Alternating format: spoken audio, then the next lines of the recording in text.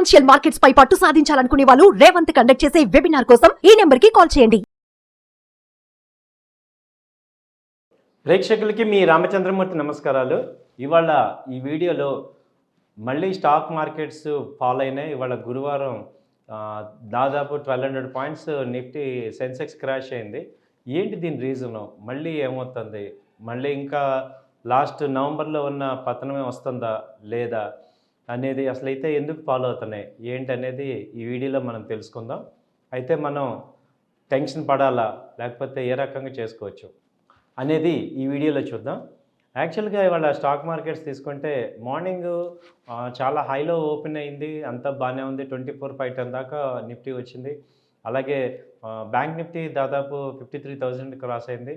అలాగే సెన్సెక్స్ 80,000 అబోవ్ వచ్చింది, 80,200 ఆ రేంజ్లో వచ్చింది. అలాగే మధ్యాహ్నం నుంచి ఆఫ్టర్నూన్ 12 o'clock 11 o'clock నుంచి వరుసగా క్రాషెస్ లాగా వచ్చాయి.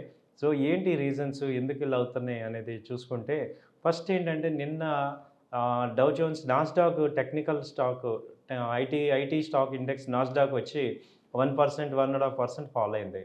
దేనికి అంటే యుఎస్ మార్కెట్స్ రేట్ కట్స్ చేయకపోవచ్చు, స్లో అవుతుంది. ఇన్ఫ్లేషన్ పెరిగింది డేటాలో.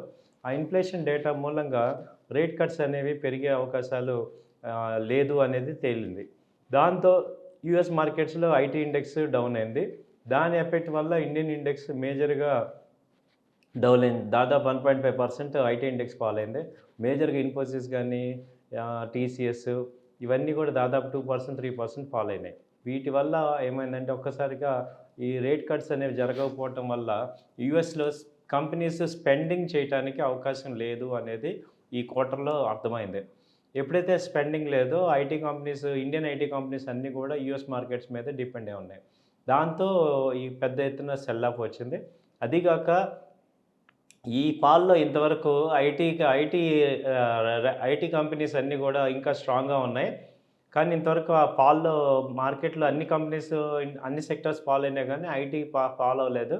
అది ఇప్పుడు స్టార్ట్ అయింది because of US rate cuts కానీ ఇన్ఫ్లేషన్ డేటా రావటం వల్ల. అలాగే దాంతోపాటు ఏంటంటే ఎడిషనల్గా ఈ ఆటోమొబైల్ కంపెనీస్ కూడా బాగా ఫాల్ అయినాయి. ఎందుకు అని చూసుకుంటే ఈ ఆటో కంపెనీస్లో అనుకున్నంత సేల్స్ ఇప్పుడు రావు అనేది అర్థమైంది. ఈ రెండు సేల్స్ పెద్దగా రావట్లేదు. లాస్ట్ టైం దసరా దీపావళి మంచి సేల్స్ నమోదు చేయాల్సిన ఐటీ కంపెనీ ఆటోమొబైల్ కంపెనీస్లో పెద్ద సేల్స్ రావట్లేదు అనేది తేలింది. దాంతో ఆటోమొబైల్ కంపెనీస్ కూడా బేర్ మార్కెట్లోకి సెల్లింగ్లోకి వచ్చాయి. సో మేజర్గా బజాజ్ ఆటో 2%, అలాగే ఎస్కార్ట్స్ 2.4% ఫాల్ అయింది. M&M దాదాపు 3% ఫాల్ అయింది. సో ఈ కంపెనీస్ మేజర్గా ఫాల్ అయినాయి. అలాగే టెక్నికల్గా ఇన్ఫోసిస్ దాదాపు 3% ఫాల్ అయింది. సో ఈ కంపెనీస్ మేజర్గా ఇండెక్స్ కంపెనీస్ మేజర్ ఫాలో అవటం వల్ల నిఫ్టీ వచ్చి ఇది డౌన్ అవటం జరిగింది. అయితే ఇది ఇంకా కంటిన్యూ అవుతుందా లేకపోతే ఏంటి దీని యొక్క పరిణామాలు అనేది చూసుకుంటే మనకేమర్థమవుతుందంటే ఈ యొక్క మార్కెట్స్ ఇలా కంటిన్యూ అయ్యే ఛాన్సెస్ ఉన్నాయా అని చూసుకుంటే ఇది 50 DMA సపోర్ట్ దగ్గర ఉంది నిఫ్టీ అనేది. అయితే రోల్ ఓవర్స్ టైంలో ప్రతిసారి కూడా ఇలా జరిగే అవకాశాలు కనపడుతున్నాయని అంటున్నారు. ఇప్పుడు ఇవాళ నవంబర్ ఎక్స్పైరీ రోల్ ఓవర్స్ అవ్వటం అనేది కూడా ఒక రీజన్ అని చెప్తున్నారు. ఎందుకంటే ప్రాఫిట్ బుకింగ్ నవంబర్లో జరిగితే రోల్ ఓవర్స్ చేయాల్సి వస్తుంది కాబట్టి ఆ డిఫరెన్సెస్ వస్తాయి.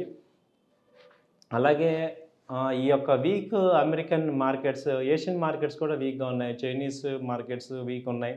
ఆ వీక్ మార్కెట్స్తో ఇది కూడా ఇండియన్ మార్కెట్ కూడా పార్టిసిపేట్ చేసింది. అలాగే ప్రాఫిట్ బుకింగ్ ఎఫ్&ఓలో జరుగుతున్నాయి.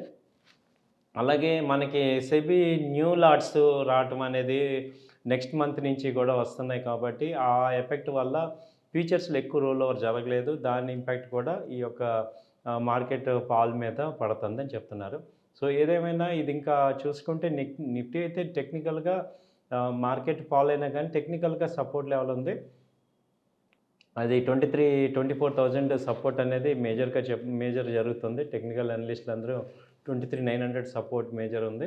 అయితే అడ్వాన్స్ డిక్లైన్ చూసుకుంటే ఇవాళ 1,500 కంపెనీస్ దాదాపు అడ్వాన్స్లో ఉంటాయి. 1,200 కంపెనీస్ డిక్లైన్లో ఉన్నాయి కాబట్టి ఇది బాగానే ఉంది. పుట్ కాల్ రేషియో కూడా అబోవ్ 1 ఉంది. సో అందువల్ల ఏమవుతుందంటే ఇప్పుడు ఈ యొక్క మహారాష్ట్ర ఎలక్షన్స్లో బీజేపీ రావటం ఏదైతే పాజిటివ్ తీసుకుందో మార్కెట్ని అది కంటిన్యూ అవకాశాలు ఉన్నాయనేది అర్థమవుతుంది. కాబట్టి ఈ మంత్ కూడా మనకి అర్థమయ్యేది ఏంటంటే 23,000 బేస్ సపోర్ట్ అయితే కనపడుతుంది. అలాగే 24,300 రెసిస్టెన్స్ ఈ రేంజ్లో ఉండే అవకాశాలు ఉన్నాయి. కాబట్టి వరస్ట్ అనేది ఛాన్సెస్ తక్కువ ఉన్నాయి. సో అప్ ట్రెండ్ ఛాన్సెస్ కూడా ఛాన్సెస్ ఉన్నాయి. కాబట్టి ఈ రేంజ్లో మూవ్మెంట్ ఉంది కాబట్టి మనం ఇన్వెస్ట్మెంట్ పాయింట్ ఆఫ్ వ్యూలో మంచి సెలెక్టివ్ కంపెనీస్ని తీసుకోవటం ద్వారా మనం ఒక ఇన్వెస్ట్మెంట్ హార్జన్ని మెయింటైన్ చేసుకోవచ్చు అనేది ఎక్స్పర్ట్స్ చెప్తున్నారు. థ్యాంక్ యూ అండి. నమస్తే.